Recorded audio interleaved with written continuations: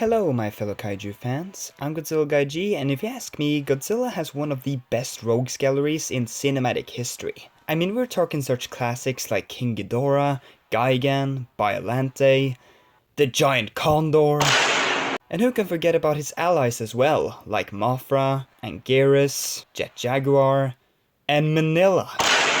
The point I'm trying to make is that when you have a kaiju cast as big as Godzilla's, not everyone is going to get the same amount of attention or love from the fandom, as some end up either being generally disliked or mostly forgotten about. Also, it's worth mentioning that I'll only be talking about the movies in this video, because if we were to include the comics, games and series as well, this video would never end. So with that out of the way, let's get into these generally less popular Godzilla kaiju, starting with what could arguably be the most hated kaiju in the Godzilla movie franchise, and probably the one you were all expecting to see here. It's Minilla. Now I feel like there are two primary reasons for why Minilla is generally disliked by the fandom. One, he's ugly, and two, he's annoying. So basically, he's a child. He's pretty much become the punching bag in the Godzilla fandom. And it's kind of deserved considering the fact that he was made only so that kids could have a character to relate to, as if that was the reason why they wanted to watch a Godzilla movie in the first place. However, I will say, while I do prefer how they handled Godzilla's son in the Heisei era with Godzilla Jr., I don't hate Minilla as much as a lot of other people in the fandom does. With that being said though, it is still pretty funny to see just how much flack Minilla gets, and I will never forgive him for talking like this.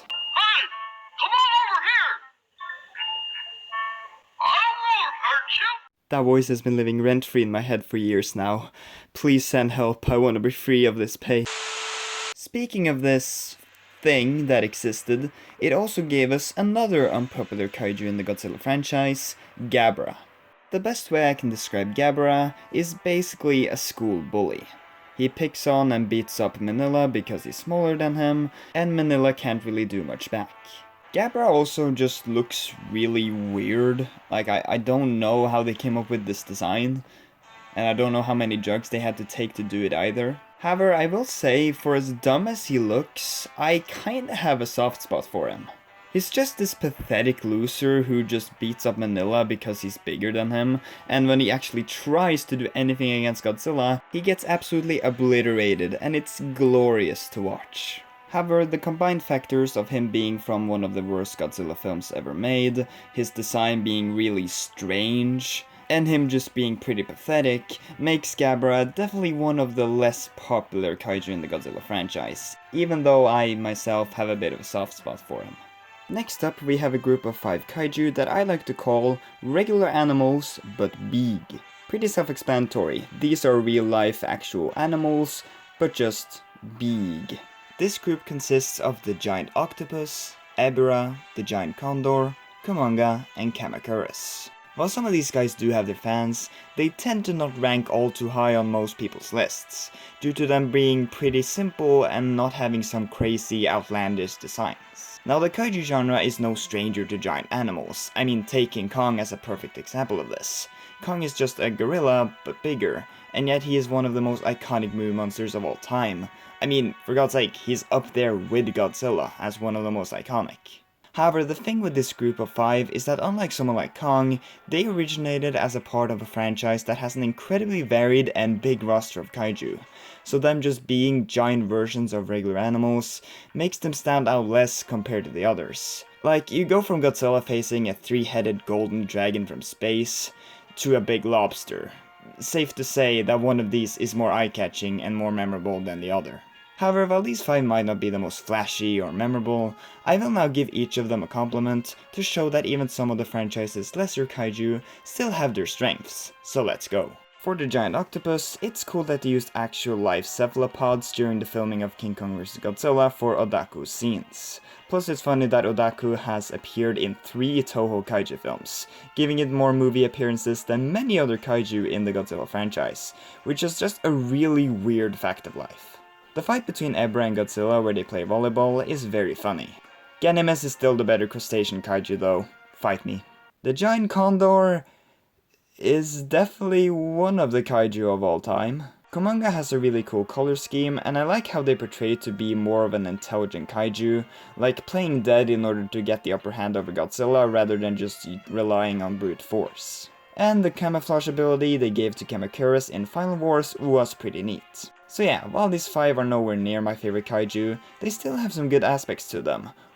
Well, 4 of them at least.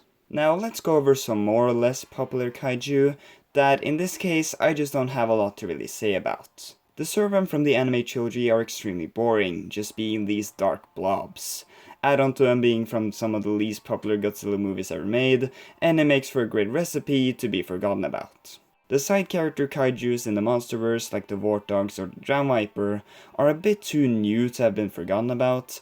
However, until they get more screen time, they probably aren't going to be anyone's top pick, even though I do like their designs fine enough. And finally, there's Kamibas, whose only contribution to a Godzilla movie is showing up as a corpse. My man literally just got demolished by Godzilla off screen, and literally just washes up washed. I mean, come on, even the giant condor did something. Poor Kamibas didn't even get a chance. And now for the final kaiju of this video, and arguably the kaiju that has had the biggest 180 in the series. And I am of course talking about the one, the only, Zilla. Here's the thing about this guy. As an incarnation of Godzilla, he sucks. Like, he might be the worst version of Godzilla ever. But on the other hand, as his own kaiju, he's actually pretty solid. After he got one-shotted by the true king of the monsters back in 2004, Zilla managed to find his own place in the Godzilla franchise and has garnered a pretty substantial fanbase. While I'm not the biggest Zilla fan in the world, I still gotta respect how Zilla has been able to turn his reputation around completely. He really does work well as his own character. However, due to how hated he was as a Godzilla, and how he got disrespected in his one and only Toho movie appearance, I felt like I just had to include him in this video, even though he's probably the most popular out of any of the kaiju in this video. And that was pretty much everything I had to say for today. Be sure to let me know in the comments whether you agree with my thoughts, if any of these kaiju are some of your favorites, and if there are any other monsters from the Godzilla movies you think should have been in this video. Anyways, that's been it for this video, and I'll see you guys in the next one. Bye bye.